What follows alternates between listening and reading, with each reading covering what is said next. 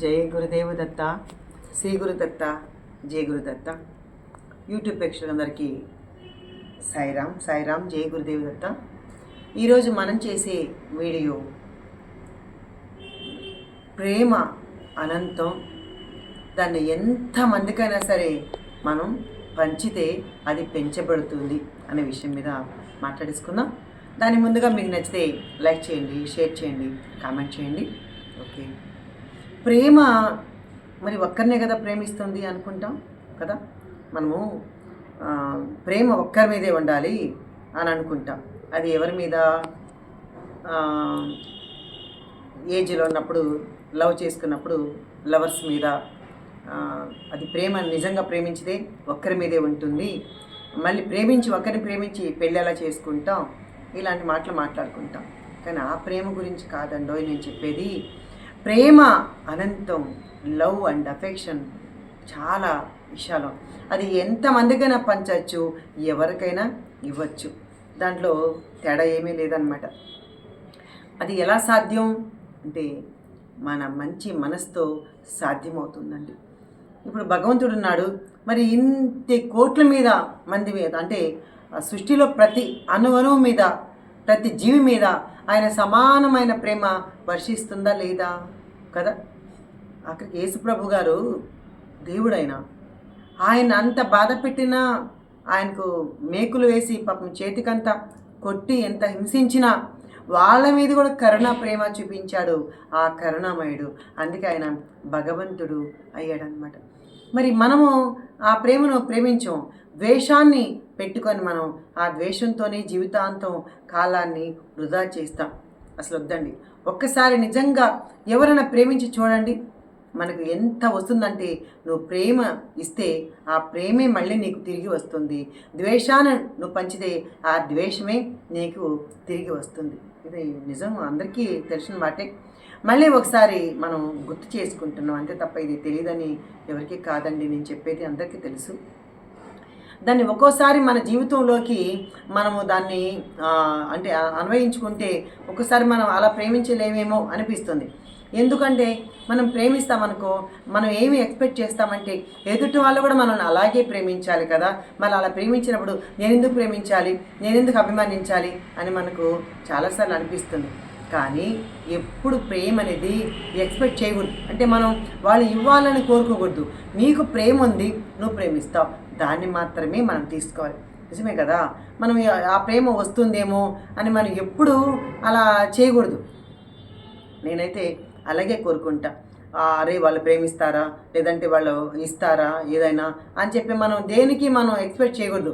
ఆఖరికి నువ్వు ఫోన్ కూడా, వాళ్ళు ఫోన్ చేస్తారు, నేను 20 సార్లు చేస్తా, వాళ్ళు ఎవరు చేయరు.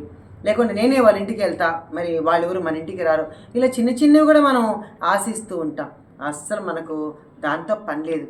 నీ ప్రేమ ఎంత స్వచ్ఛంగా ఉందో దాన్ని మాత్రమే చూసుకోవాలి. కానీ నిజంగా ఇప్పుడున్న కలియుగంలో నిజంగా ప్రేమ, అలాంటి స్వచ్ఛమైన ప్రేమ దొరుకుతుందంటారా?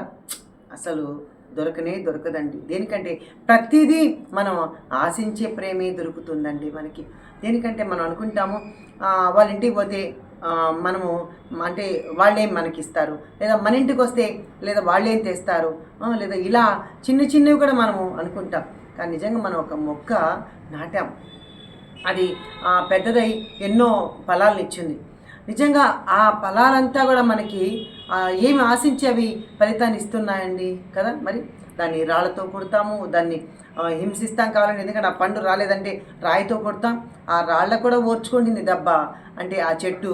కానీ ఎప్పుడైనా ఆ చెట్టు మన ద్వేషం పెట్టుకొని వీళ్ళు నన్ను కొట్టారని మనకు చేతి ఫలాన్ని ఇస్తుందా? దాని తత్వాన్ని ఎప్పుడుది మర్చిపోదు. కాబట్టి మనమందరం కూడా ఏం చేయాలి? నీ ప్రేమ తత్వంతో నువ్వు ఉండు. వాళ్ళది ఇస్తారా ఇవ్వరా అనేది మాత్రం నువ్వు ఎప్పుడూ ఆశించద్దు. ఆశించనిదే నిజమైన ప్రేమ అండి.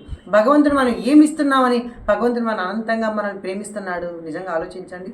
భగవంతుడిది నిజంగా స్వచ్ఛమైన ప్రేమ. వాళ్ళు కొబ్బరికాయలు కొడతారని, వాళ్ళ గుళ్ళు తిరిగేస్తారని, వాళ్ళు అష్టోత్తరం చేస్తారని, లేకుంటే ఇలా భగవంతుడు మనం ప్రేమిస్తాడా? కాదు. మనల్ని భగవంతుడు అందరినీ, మనం పూజ చేసే వాళ్ళని, పూజ చేయని వాళ్ళని, అలాగే ఆ విష జంతువుల్ని, లేదంటే అలాగే ఆయన సృష్టించిన ప్రతి ఒక్కరిని, అంటే సృష్టిలో అణువణువు దాన్ని ఆయన అత్యంత అమితంగా ప్రేమించే గుణగణాల్ని పుచ్చుకొచ్చిన ఆ భగవంతుడు లేనిది మరి ఆయన మనం ఆ నీడలో మనం బతుకుతున్నాం, ఆయన చెప్పిన మాటల్లో మనం ఆచరించాలా చేస్తున్నాం. మరి మనకెందుకు ఉండాలండి ఈర్ష, అసూయ, ద్వేషము? నిరంతరము నువ్వు ప్రేమను పంచితే అది ఇంకా పెంచబడుతుందండి. మనం ఏం చేస్తామంటే ఎవరైనా మనం తిట్టారు, నిజంగా ప్రేమిస్తామా వాళ్ళని? అసలు ప్రేమించం. ఎందుకంటే తిట్టిన వాళ్ళు మళ్ళీ మనం వాళ్ళని తిట్టి కక్ష తీర్చుకుదాకానే నిద్రపోం. కానీ ఇక్కడ భగవంతుడు ఎప్పుడు మనకి ఏం చెప్తాడంటే నువ్వు తిట్టిన వాళ్ళని సైతం నువ్వు ప్రేమించు అని యేసు ప్రభు చెప్పిన, అలాగే మన అల్లా చెప్పినా, మన బాబా చెప్పినా, మనం ఏ మతాన్ని, ఏ భగవద్గీత చెప్పినా, ఏది చెప్పినా నువ్వు ద్వేషించే వాళ్ళనే ఎక్కువగా ప్రేమించు అని చెప్పారండి. మనం ఏం చేస్తాం? ద్వేషించిన వాళ్ళని ఇంకా ఎక్కువ మనం తిడతాం. అంటే మన మనసులో ఈర్ష్య పెట్టుకుంటా, వాళ్ళు మనం తిట్టారని మనం లాగేసుకుంటాం. కానీ వద్దు, తిట్టిన వాళ్ళని ఒకసారి చాలా బాగా ప్రేమించి చూడండి, వాళ్ళు నిజంగా అత్యంత అద్భుతంగా మనల్ని ఇంకా ఎక్కువ ప్రేమిస్తారండి. సరే, అలా తిట్టారు అనుకున్నాం, దాన్ని మనం కర్మఫలంతో చక్కగా మనం పోల్చుకోవాలన్నమాట.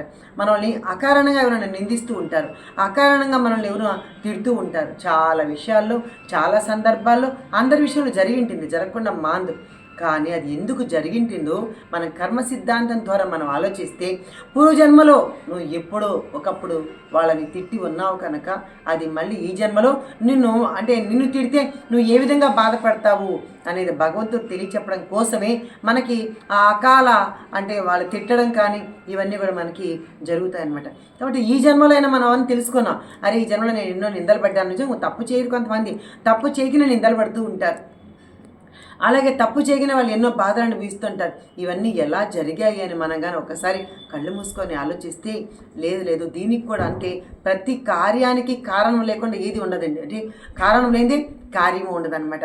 కాబట్టి అరే మనం వాళ్ళు ఏదో అన్నారు అంటే పూర్వజన్మలో మనం ఎప్పుడో వాళ్ళని పూర్వజన్మలో కావచ్చు, లేదా జన్మజన్మలో ఎప్పుడో కావచ్చు, నీకు తారసపడినప్పుడు అదే విధంతో నువ్వు ఖచ్చితంగా వాళ్ళని అన్నావు. కాబట్టి మరుజన్మలో తప్పకుండా ఆ రుణానుబంధం ఏది శత్రుశేషం ఉంచుకోకూడదు కదా. కాబట్టి నువ్వు మళ్ళీ తిట్టగలిగావు, నువ్వు అనగలిగావు.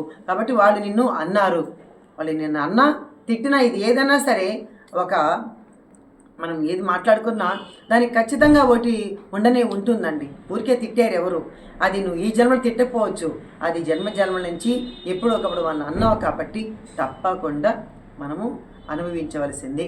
అలా అనుకొని మనం హ్యాపీగా ఉండాల్సిందే. చాలామంది మనకు డబ్బులు ఎగ్గొట్టారు, చాలామంది మనల్ని మోసం చేశారు. ఎగ్జాంపుల్ నేనే చెప్తాను, నా యొక్క ఆదర్శమే, నా జీవితం ఆదర్శమే నేను చెప్తున్నాను, ఎవరిది కాదు.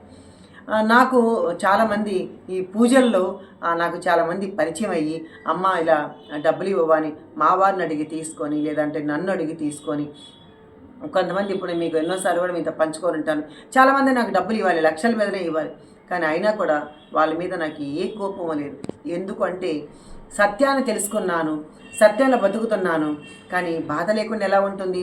ఒక క్షణం బాధపడుకుంటా, కానీ వాళ్ళని చంపేయాలి, వాళ్ళని ఏదో చేసేయాలంత కక్ష మాత్రం నాలో లేదండి. దేనికంటే పూర్వ జన్మలో వాళ్ళకి నేను అప్పున్నాను, ఇచ్చేసాను. లేదంటే మళ్ళీ వచ్చే జన్మైనా సరే వాళ్ళు వచ్చి నా డబ్బులు మనకి కక్కాల్సిందే, అంటే ఇవ్వాల్సిందే అనుకొని మనం సత్యంలో కనుక బతికితే తప్పకుండా మనకి ఎప్పుడు సంతోషంగానే ఉంటామండి. ఆ బాధ అనేది ఉండదు. ఆ బాధ ఉన్నా కూడా దాన్ని మర్చిపోతాం. ఎందుకంటే నీలో ఆ సత్యం, ఆ ధర్మం, ఆ ప్రేమ నీలో మొత్తం నిండి ఉన్నాయి. కాబట్టి మళ్ళీ నీకు ఆ ద్వేషానికి నీకు చోట్లేదు. మొత్తం నువ్వు ప్రేమమయి అయిపోయినావు, ప్రేమ తత్వంతో నిండిపోయింది నీ శరీరం.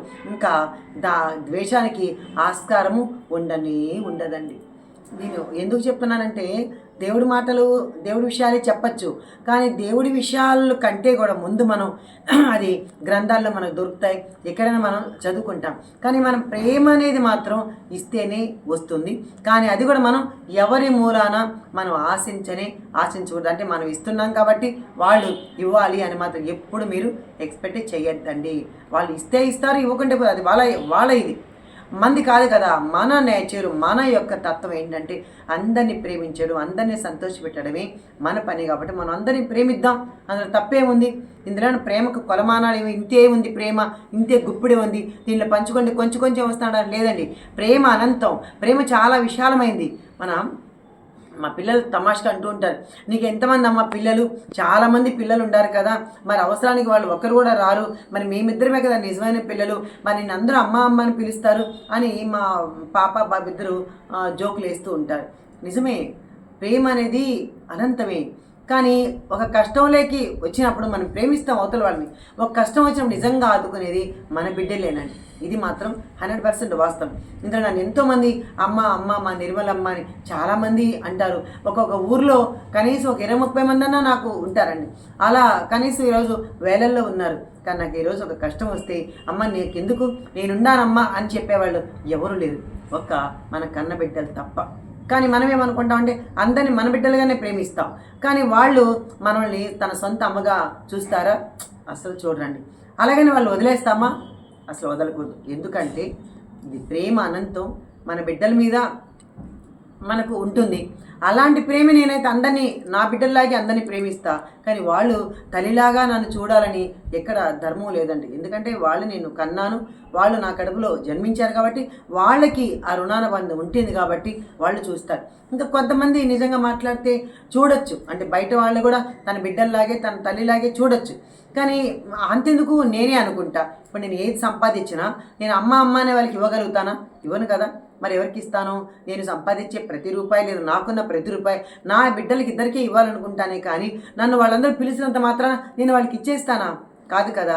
అంటే ఎవరి తల్లి వాళ్ళకి, ఎవరి బిడ్డలు వాళ్ళకేనండి.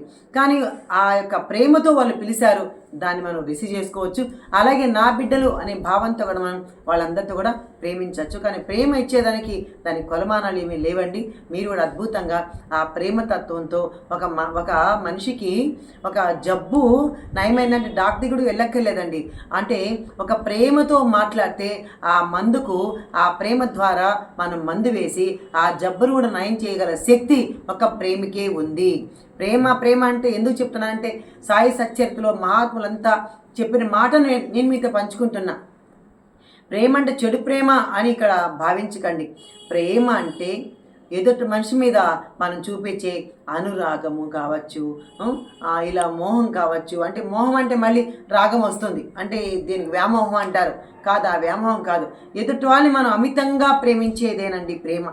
ఆ అమితంగా ప్రేమించేది ఎట్లా ఉండాలి? మనం ఈ యొక్క ఆధ్యాత్మిక చింతనలో అది జరుగుతుందా అంటే అది ఎట్లా ఉండాలంటే, మనం ఒక తామర ఆకు మీద నీటి బొట్టు ఎలా ఉంటుంది, అది జారుతుందా, అటు పోతుందా, ఇటు పోతుందా, ఒకే చోట అలా ఉంటుందన్నమాట. అలాగే మన ప్రేమ కూడా ఎట్లా ఉండాలంటే అంటనట్టు ఉండాలి తప్ప దాన్ని అటాచ్మెంట్గా తీసేసుకొని అరే నువ్వు లేకుండా నేను బతకలేను అనే స్థితికి మనం ఎప్పుడు మనం రాకూడదండి. అది బిడ్డల విషయంలో కావచ్చు, ఇంట్లో వాళ్ళ మీద కావచ్చు, బంధువుల మీద కావచ్చు, అవతల వాళ్ళ విషయం కావచ్చు, ఏదైనా కావచ్చు. మనం చాలామంది పక్కన వాళ్ళు మాట్లాడుకుంటే వీళ్ళు చాలా అల్లాడిపోతారు, ఇంకెవరైనా మాట్లాడుకుంటే చాలా బాధపడిపోతారు. అసలు అందుకే, ఎందుకంటే అటాచ్మెంటు ఎక్కువ పెట్టుకోకూడదు, అలాగని తక్కువ పెట్టుకోకూడదు. దాన్ని లిమిటేషన్లో ఎంతవరకు మనం మందు వాడాలో అంతే వాడాలి. ఇప్పుడు తక్కువ డోసు వేస్తే మన ఆరోగ్యం బాగోదు, అలాగే ఎక్కువ డోసు వేస్తే ఏమవుతుంది, అనారోగ్యం వస్తుంది, ఇంకా ఎక్కువైపోతుంది. కాబట్టి నువ్వు ఎంత డోసు వేసుకోవాలనో అంత డోసే కదా మన ఆరోగ్యానికి వేసుకుంటాము. అలాగే నీ ప్రేమ కూడా అనంతం పంచు. అది ఏ విధంగా ఉండాలంటే అది లిమిట్గా ఉండాలి. మనం ఎవరితోనో స్నేహం చేస్తే ఉంటే రోజుకు ఒక 50 సార్లు ఫోన్లు మాట్లాడతాం, ఇంకా వాళ్ళే ప్రపంచం, వాళ్ళే జీవితం లాగా ఉంటాం. లేదు అసలు ఫోనే చేయమన్నమాట, అంటే అతివృష్టి అనావృష్టి. అలా వద్దు. నువ్వు చాలా దాన్ని ఎలా చేయాలంటే ఉన్న దాంతో చాలా ఇదిగా ఉండాలంటే వాళ్ళు ఫోన్ చేసినా ఒకలాగే ఉండాలి, చేయకపోయినా ఒకలాగే ఉండాలి.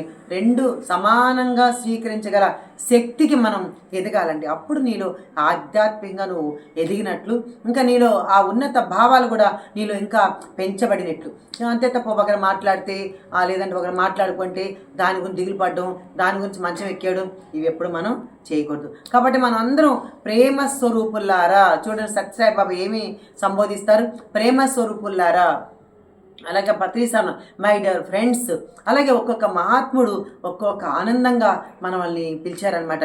అంటే ప్రేమ స్వరూపులారా అంటే ఏంటంటే మీరందరూ కూడా ప్రేమ స్వరూపులు అని చెప్పారు. అలాగే పత్రిసారు అన్నాడు మై డియర్ ఫ్రెండ్స్ అన్నాడు. అందరూ మనమంతా ఒక ఫ్రెండ్స్, ఒక ఆత్మస్వరూపులం కాబట్టి ఒక ప్రేమ స్వరూపులాగా ఉండి నిజంగా అందరికీ మనం ఈ యొక్క భూమి మీదకి వచ్చాం కాబట్టి ఇక్కడ మనం ఎక్కడ మనం చెడు చేయకుండా ప్రేమతో ఆ యొక్క సంతోషాన్ని అందించే విధంగా మనం అందరం ఉండాలని నేను మనస్ఫూర్తిగా కోరుకుంటూ సద్గురు సాయినాథ్ మహారాజ్కి జై మా.